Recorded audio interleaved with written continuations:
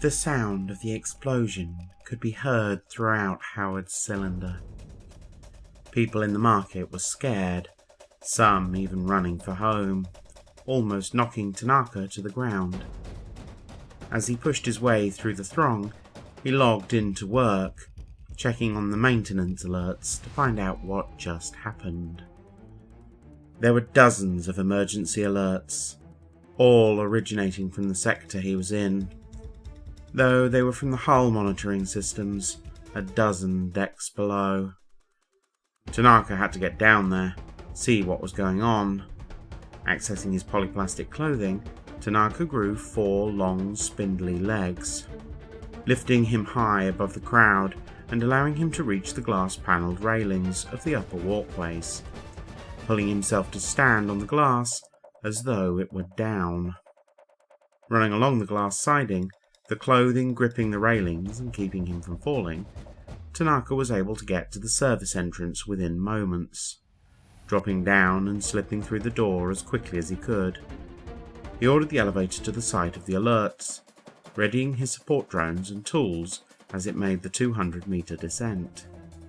The journey took the elevator beyond the spinning interior of the cylinder, sounding a warning moments before it transferred to the hull rails, gravity dropping from Earth-like to nothing, causing a click from his boots, indicating the activation of their magnetic grips. Seconds after the click, the elevator came to a stop, depressurizing its interior before opening the door. The drop in pressure causing his overalls to seal up, the helmet and gloves closing just before the doors opened. The inner hull above was not seriously damaged, though he could see a few red icons. But the ground below was much worse.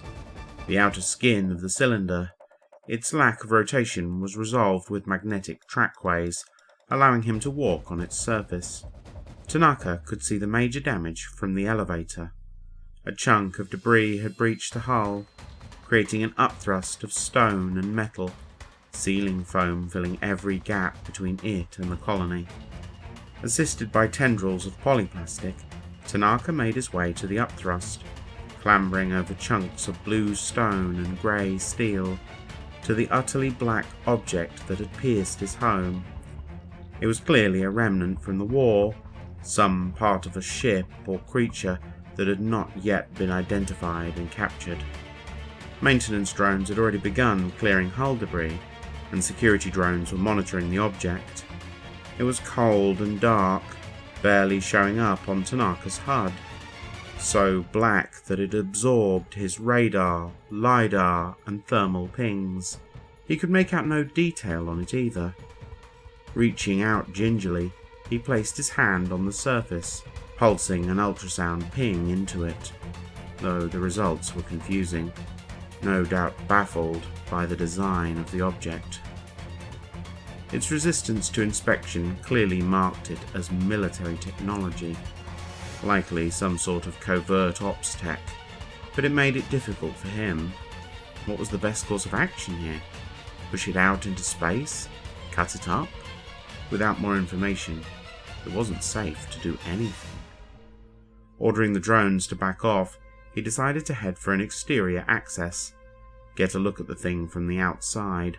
The nearest access was too close to be safe, so he headed quickly for the next one out, just over 100 meters from the damage site.